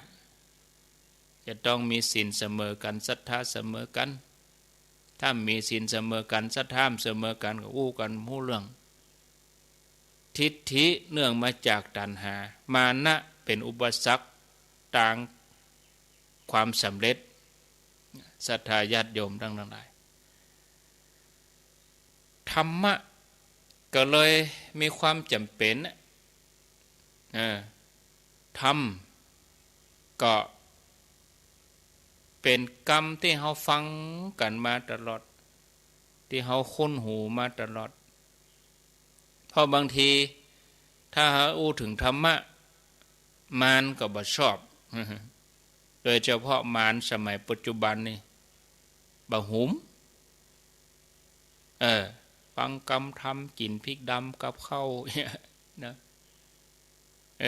ฟังกรรมขี้เหล้ากินจีนลาบถึงวันก็ฟังกรรมขี้เหล้าก็ตายแท้กันเนาะยังกับที่เป็นข่าวเนี่ยเขาฟังกรรมขี้เหล้านะก่อนลงเรือก็ซื้อเหล้าไปตุยก็แปลกเหมือนกันนะเวลาเขาอู้ประโยคนี้มาอาตมากับใครอู้ให้เขาได้สติแห่น้อยเขาว่าฟังกรรมทำกินพริกดำกับข้าวฟังกรรมขี้เหล้ากินจินลาบถึงวันแต่เวลาตายมานี่ไปเซาะนิมนต์พระเจ้ามาเทศเนี่ยมาเอาขี้เหล้ามาเทศเนี่ยถ้าว่าฟังกรรมทำกินพริกดำกับข้าวถ้าอยากกินจินลาบถึงวันก็เอาขี้เหล้าขึ้นธรรมาสเลยวันนี้ลาบมันพกลาบ แล้วไปเอาพระเจ้ามาอย่างแล้วเขาก็ว่าคืนนี้มีการเทศและสวดอภิธรรมเห็นหรอออกดีกาออกใบมาเป็นยังเจิญเปิ้นมา2 ทุ่มฟังเทศนี่หรอแล้วย่ำบอกว่า2 ทุ่มกินลาบไปย่ำว่าที่สุดมาคนเขาก็ต้องการธรรมะนั่นแหละมันก็โยมเขากินเขาก็ทายขว้างแล้วกินก็ทายขว้างเนาะศรัทธาญาติโยมทั้งหลายแต่ธรรมะนี่อยู่กับเฮาเต้าตายถ้าเฮามีธรรมะแต่ถ้ามีธรรมะมันก็ขาดคุณธรรมก็ไปก่อภพก่อชาติขึ้นไปแถมเผลอๆอาจจะบ่ได้ปิกมาในชาติที่ดีที่สุดอย่างมนุษย์เฮานี่แถมแล้วพอเปิ้นเฮาเกิดมาเปิ้นเฮาสร้างคุณงามความดีแต่เฮาไปทำบัดดีคงจะบ่ได้เกิดแถมแล้วศรัทธาญาติโยมท่านทั้งหลายเนาะประเด็นนี้ข้างแหม10 นาทีจะตึงเวลาที่จะเปิดฉายขอประชาสัมพันธ์แถมงานหนึ่งแล้วก็เดี๋ยวจะย้ำงานที่พระศรี2 เมืองอันนี้งานพิธีพระราชทานเพลิงศพหลวงพ่อพระครูวรยานมงคลอายุ70 ปีพรรษา51อดีตเจ้าคณะอำเภอฮอดอดีตเจ้าวาดวัดเมืองมาง ระหว่างวันที่10ถึง14มีนาคมก็เชิญชวนศรัทธาญาติโยมท่านทั้งหลายนะเปิ้นก็มีการอาราธนาสรีระร่างของหลวงพ่อพระครูวรยานมงคลในวันที่10มีนาก็วันพุธวันฮือนี่ล่ะนี่เนาะแล้วก็เปิ้นจะมีการพระราชทานเพลิงศพในวันที่13มีนาคม2565แต่ละคืนนั้นบ่ก็นะญาติโยมทั้งหลายมีการสวดอภิธรรมฟังเทศน์ตลอดทุกคืนนะแล้วก็ปุ่นวันที่13มีนาปุ่นเปิ้นจะพระราชทานเพลิงศพแล้วก็เปิ้นจะเคลื่อนสรีระร่างตั้งศพที่ไหนนี่มันได้มีระบุในนี่เนาะณสถานที่ก็คงจะที่วัดเมืองมังหั่นกะก็ว่าอย่างใดบ่มีที่นี่บ่มีในรายละเอียดตัวนี้ก็เดียวกันอาจจะมีกะซองณอีกกันเนาะณสถานที่นี่มีอ่านพอแล้วหลายรอบแล้วมีใครทำอะไรที่ไหนอย่างไรอันนี้มีใครทำอะไรอย่างไรแต่ว่าไม่มีที่ไหนสถานที่ตั้งปราสาทนกหัสดิลิงตั้งที่ไหนไม่มีก็เป็นอย่างศรัทธาญาติโยมก็เดียวถ้าทราบแล้วก็จะมาแจ้งเนาะแอมเมินอยู่เอาละศรัทธาญาติโยมทั้งหลายนี่รอ13มีนาสุสานหายาเคลื่อนขบวนปราสาทนกหัสดิลิงสู่ปราสาทสู่ลานประตูหายานี่แต่ว่าตอนที่เปิ้นบำเพ็ญกุศลระหว่างวันที่10ถึงวันที่12นี่ก็ที่วัดเมืองมางหั่นน่ะเนาะตัวหนังสือนิ้วล้ำเนาะอาตมาก็ตาลายเนาะขออภัยเนาะขอโทษเปิ้นเอาศพตั้งไว้ที่วัดเมืองมาง10ถึง12แล้วก็13วันที่13มีนาเวลา 15 นาฬิกาอันนี้เปิ้นก็ประกอบพิธีพระราชทานเพลิงศพแล้วก็เคลื่อนปราสาทนกหัสดิลิงเข้าสู่สุสานหายาเวลาเที่ยงกึ่งนะอันนี้ก็แจ้งญาติโยมท่านทั้งหลายต่อไปก็มาที่งานพระศรีสองเมืองเนตรแถมน้อยงานพระศรีสองเมืองนี่ก็วันที่13นี่เปิ้นจัดการตุงเนาะพ่อแม่ศรัทธาญาติโยมทั้งหลายตานตุงป้อยหลวงนะกะเกียมลูกบ้านมาก็ได้เอาเสามาตวยเอาเสามาตวยตัวตุงตวยตัวมัดตุงตวยนะเกียมมาให้เรียบร้อยตานวันที่13ตานตุงที่ดอยนางแก้วเนาะก็ฝากเชิญชวนญาติโยมตัวถ้าไผใครไปตานเองก็ไปวันที่13นั่นนะเวลา 10 โมงครึ่งจะทำพิธีตานตุงอยู่2เวลาแม่เจ้าก่อนเพลก็10 โมงครึ่งเทศน์ทำอานิสงส์ตานตุง1ผูกแล้วก็ปูจานก็เว้นตานแล้วก็กล่าวคำถวายตานตุงถวายพระทหารเพลวันที่13อันนี้คนใกล้ปักไปก่อนเลยให้ไปตานส่วนมาตอนก็บ่าย2นี่ค่ะอันนี้ก็ไล่หาคนที่อยู่ไกลบัดตันท่านเอ้ยมันไงเมาเป็นหันท่านเมาไปที่นี่ 2-3 โมงหรือบะอันบะตามเวลาก็ไปได้ตลอด าตัน13แล้วเฮาจะไปตาน14บ่จึงฮื้อเฮาตานก็นี่ตานได้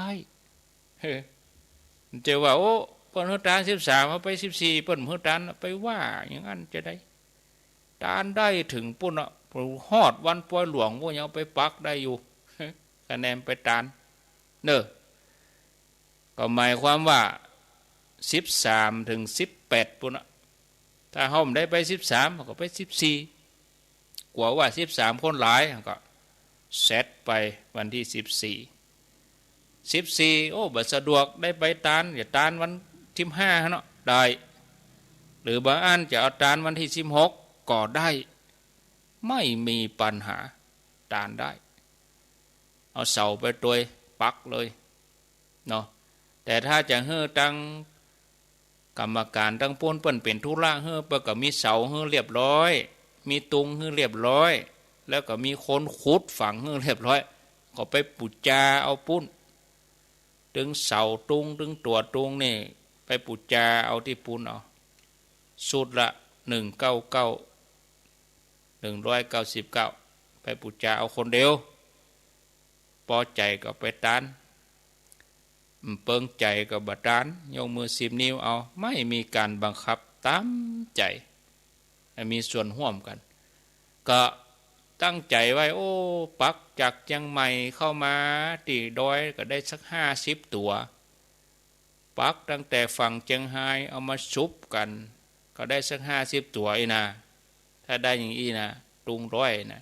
แล้วก็ยังมีตุงชาววาแหม4 ตัวบางคนโอ้โหตุงชาววานี่มันกี่เม็ด108 เม็ดเอาอย่างมาแปลงเสาพระคุณเจ้าที่ห้านนี่เขามีดอยตุงจำลองก็เลยต้องเอาตุงยาวมาตุงชาววาประมาณ108 เม็ดเนาะอันนี้ก็จะเอายายเต็มคันใดฮะนะไม่ใช่เอาไปเสาสูงอีนะไม่ใช่เอาตัวคันใดมาคันใดมี2 เพิก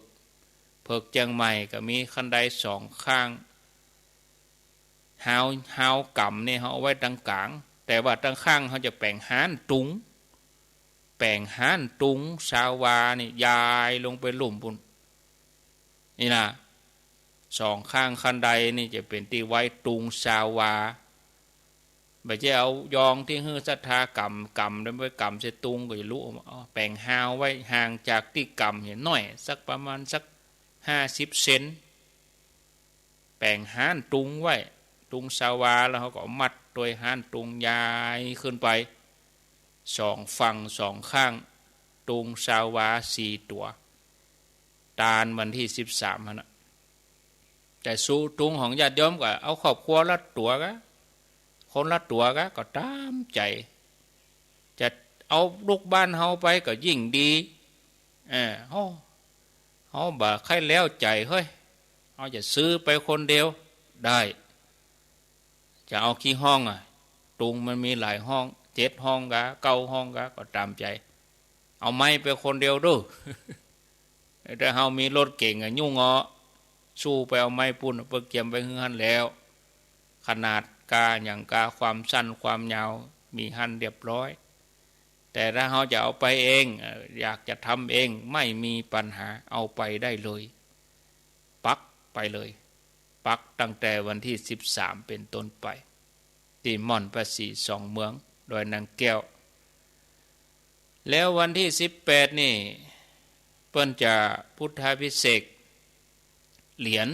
พระศรี2 เมืองกับเหรียญแม่นางแก้วลวดพุทธาภิเษกเบิกเนตรพระศรี2 เมืองเดี๋ยวนี้โอ้เปิ้นติดคำเหลืองเป่งแจ้งเหลืองอลำเหลืองทองผ่องอำไพพอเมื่อวันก็งามพอเมื่อคืนก็เหมาะ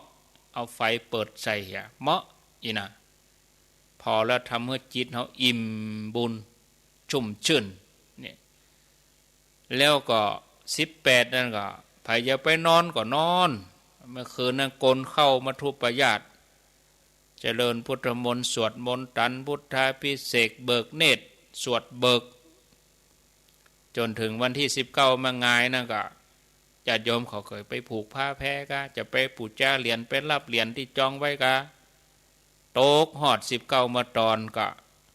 เวลา 14 นาฬิกาบ่าย 2 โมงก็จะมีการยกยอดชัดละในวันที่19และเมื่อคืนนั่นก็จะมีครูบาอาจารย์เปิ้นมาเจริญพุทธมนต์สมโภชแถมครั้งหนึ่งนะแถมรอบหนึ่งแถมชุดหนึ่งเมื่อคืน19เมื่อคืน18นี่เปิ้นพุทธาภิเษกเมื่อคืน19ก็เจริญพุทธมนต์สมโภชเจดีย์เพราะว่าวันที่19มาตอนเขายกยอดชัดขึ้นไปบนแล้วประดิษฐานเรียบร้อยสมบูรณ์แล้วก็พระสงฆ์พวกกันนั่งแวดธาตุท่านเลยนั่งย้ายกันแวดเจดีย์ท่านสวดมนต์กัน6 โมงแรงทุ่ม2 ทุ่มก็หัวนะจนถึงเมื่อคืนวันจนฮอดถึงวันที่20อันนี้เป็นหัววัดนี่250 วัดนะตลอดทั้งวันวัดใดมาก็ตานไปวัดใดมาก็ตานไปเพราะว่าเฮาระบายคนบ่ใช่เอามากันรวมกันทยอยกันมาวัดใดมามากง่ายวัดนั้นมาเอาศรัทธาไปตัวยไปเป็นหัววัดปักต้นปักหยังกันมาเนาะโตกฮอดเวลาบ่าย 2เฮาจะได้แห่ผ้าห่มพระธาตุแห่ผ้าห่มพระธาตุโดยตุง2 ผืนแห่ผ้าห่มพระธาตุโดยสุเทพจำลอง1 ผืนแห่มาแล้วก็เอาช่วยกันห่มพระธาตุห่มผ้าพระธาตุเรียบร้อยแล้วบ่เวลาประมาณมื้อ 4-5 โมงแรงจังซอก็อย่าลงแล้วก็จบกำนั้นก็ลากลับบ้านกับหยังกันโดยสวัสดิภาพก็คงบ่เกิน6 โมงแรงเนี่ยในวันที่20เนาะจบวันที่20ก็กำลังก็ดักปิ้งเด้อข่าวสารงานภาษี2 เมืองนะ โอ้ศรัทธาญาติโยมทั้งหลายเนาะก็ไปร่วมบุญร่วมกุศลกันเอาละพอแล้วเนาะมาก็เมินนักแก2 ชั่วโมงประเด็นนี้ค้างแถม17 นาทีไผจะจะแจ้งผลการรับฟังก็ว่าจะถามอันยังได้บ่เข้าใจที่ไหนตรงไหนยังได้ก็ลองโทรมา09983666322อ้าว0998366322เจริญปนพระเจ้าท่านพระครูฟังท่านพระครูนวลแต่โทรจากไหนไม่ต้องดีน้ำรัดเจ้าฟังชัดเจนดีเนาะชัดเจนดีโคตรตรงตาท่านจันตรงตาเจ้าชัดเจนดีแล้วก็ไปเหมือนกันล่ะท่านผู้เคยไปไม่เคยไปว่ากระเจพวกเข้าน่ะไม่เป็นหยังอยู่ที่บ้านก็ฟังเอาเด้อโมทนาก้อยไปกะพ่องคนยังก้อยขึ้นไปโมทนาสายต่อไปเจริญปนร้อยต่อถ้าว่าจ้านั่นนี่ไม่คือเนอะแม่คือแม่อภัยไม่คือเจ้าแม่คือตรงตัวที่พระอาจารย์ว่าหน้าตัวยาวๆหน้าตัวเท่าใดตุงยังตุงซาวาน่ะตุงซาวาก็ว่าตุงปักข้างถนนตุงที่ปากที่ข้างคันใดจ้ะนั้นบ่ฮู้เด้ออันนั้นเปิ้นเอามาตานแล้วก็เฮาก็ก้อยหอมกันเอากะเปิ้นเอามาตานบ่ได้เอามาฮื้อปู่จาเปิ้นเอามาตานถ้าเอาไข่ห่วมก็เปิ้นก็ไปปักต้นวันนั้นเอากะอันนี้เป็นยอดตุงเด้อนะคะนะคะโมทนาอันนี้มีคนเพิ่นเอามาตานมาได้เอาไว้ปูจาเจริญปนใช้หอมก็หอมต ตามเจตนาโทษจากที่ไหนเจ้าโยมแม่บุญพินเจ้าสันโปงแม่ลินเจ้า อ๋อ ทำกรรมขี้เหล้ากะปนิมนต์ขี้เหล้ามาเทศกะน้ำลายย้อยเตยนะเจ้า อันก็ได้หรอก็ฟังคำถาม เข้าดีกว่านึ่งเฮ็ดนางฟ้ากับเห็นหนอถ้าว่าครูหนอกำดีเหรอก็นั่นกะเจ้าฟังเจ้าสาธุกินลาบมันบ่มีพริกดำมันก็บ่สำเร็จกะพริกดำยำลาบมันก็เอาพริกดำยำอยู่ลูกฟังคำทำกินพริกดำกับข้าวก็ยำลาบเนี่ยเอาพริกดำไปยำอยู่เจริญปอนอันนี้แบบฉบับหลักยาเนอะเวลาอย่างเงี้ยธรรมะฉบับหลักยาเอาธรรมะสูงเกินก็ศรัทธาเขาก็ฟังมาเข้าใจบ่ฮู้เรื่องเอาธรรมดาเจริญปอนจังเจ้าอ้าวรายงานตัวเจ้าแม่นั่นลีวันที่เข้างานเจ้าอำเภอตัวกะอำเภอจังหวัดตัวกะอ๋ออำเภอไม่อายเจ้าจังหวัดจังหวัดอีกะฟังสู่นี้พระครูสิตาเจ้าฟังชัดเจนดีเนาะเล่าชัดเจนดีเจ้าแม่อายจะไปอยู่เนี้ยพระครูสิตาที่ผลงานทำก็ไปกะนี่22ก็ได้23ก็ได้เด้อ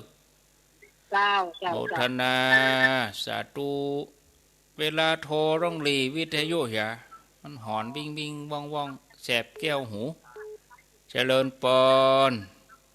วันตาเจ้าธรรมะโฟไม่อุอินไม่ตับปากข้าตลอดนะเจ้าฟังทุกเช้าทุกเย็นธรรมะโฟอธิบายเรื่องธรรมะผู้เจอตัวอย่างความไม่สบายใจนะธรรมะโฟดีแล้วดีม่วนดีนะดีเป็นกำลังใจท่านนะเจ้าอนุโมทนาสำเมิงปุ่นนี่เจริญพร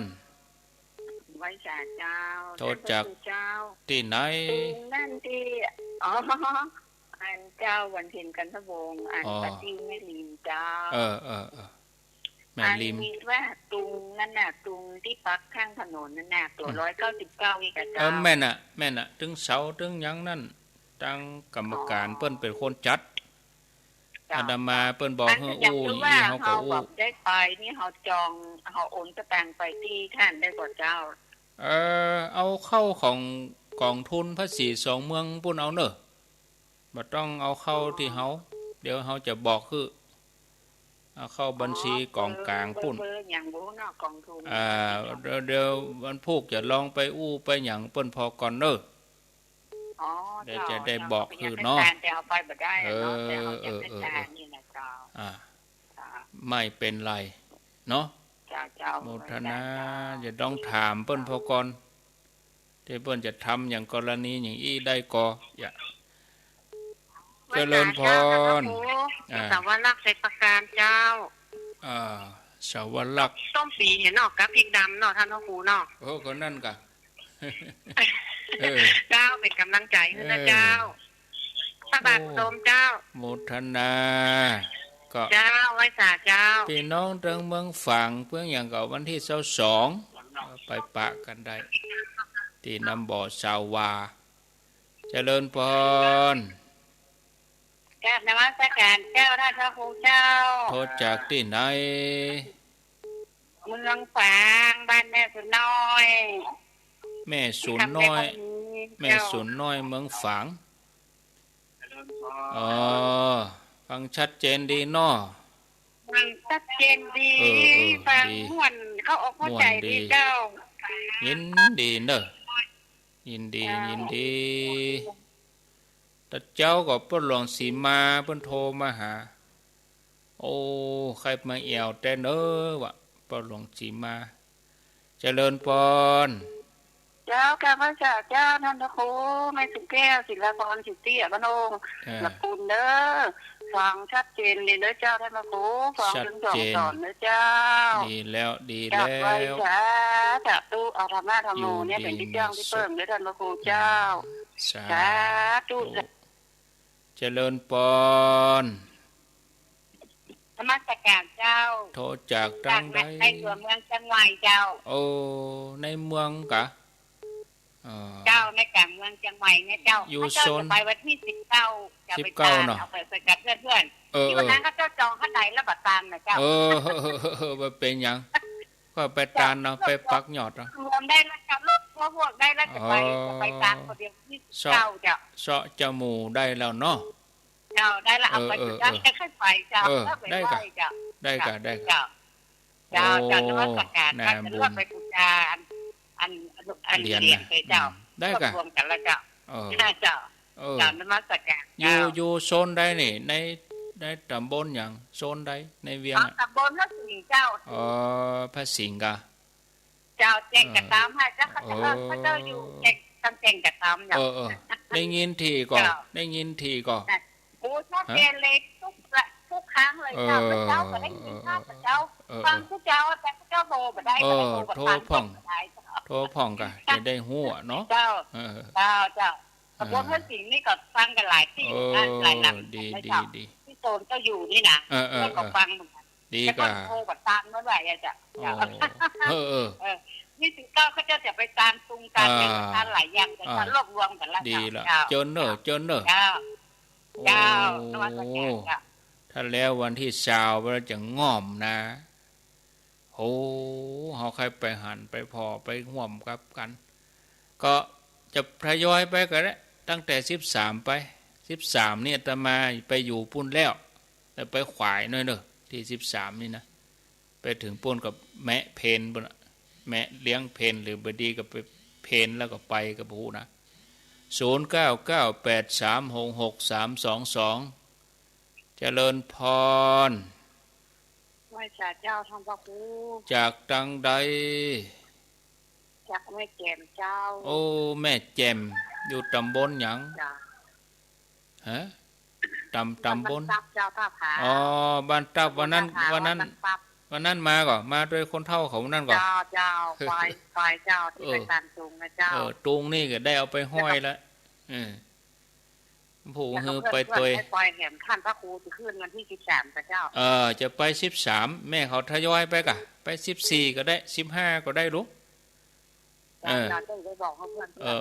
บอกเพี้ยนเด้อมาถามเด็กก็โทรมาถามเจ้าขอรับฟังแม่เป็นรวมกัน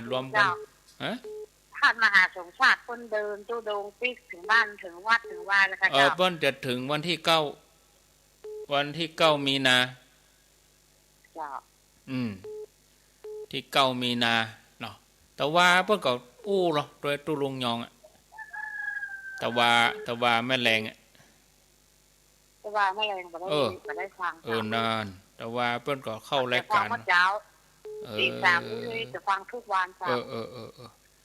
ยินดีเด้อไหว้เจ้าเจนเด้อพี่น้องแม่แจ่มใส่ผ้าสิ้นติ่นจกไปตุ้ยเจริญพรอะโหลอยู่ไหนวัดป่าแดงหลังมอนึงโอ้ป่าแดงหลังมอปน้อยชูชาติปน้อยสุชาติปน้อยชูชาติบุญเรืองไปวัดป่าหินเนี่ยว่าใดวันนี้ปน้อยว่าให้ไปโหอย่ารถไปคนเดียวไว้ก็อายุ83นะ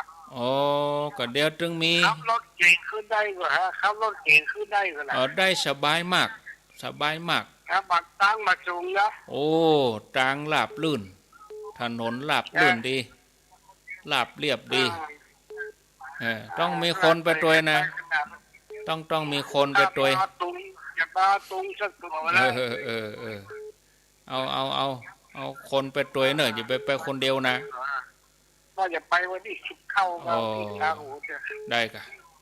จวนเขาไปตัวเป็นกู้รถขึ้นไปกลัวว่าก็รถขึ้นไปไม่ได้โอ้ถึงยอดพวกนี้ได้ต้องจอดลุ่มแล้วก็เตียวขึ้น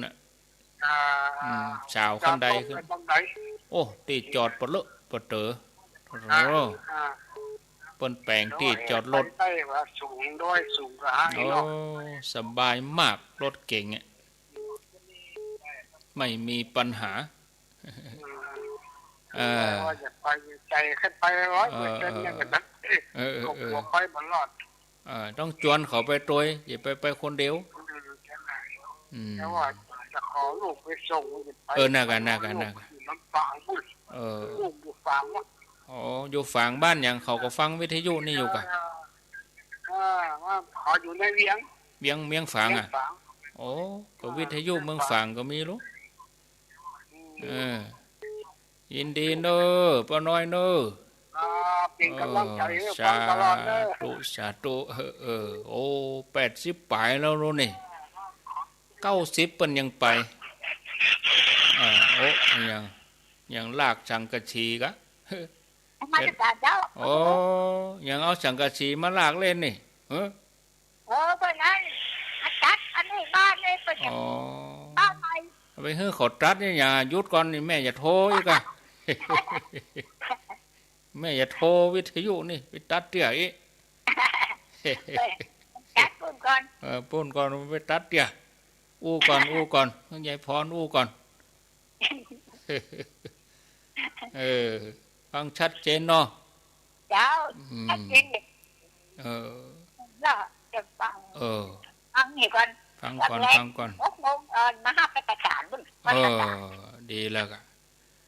ไปทำบุญพระครูเนี่ยพระครูมงคลน่ะวัดเมืองมังอ่ะ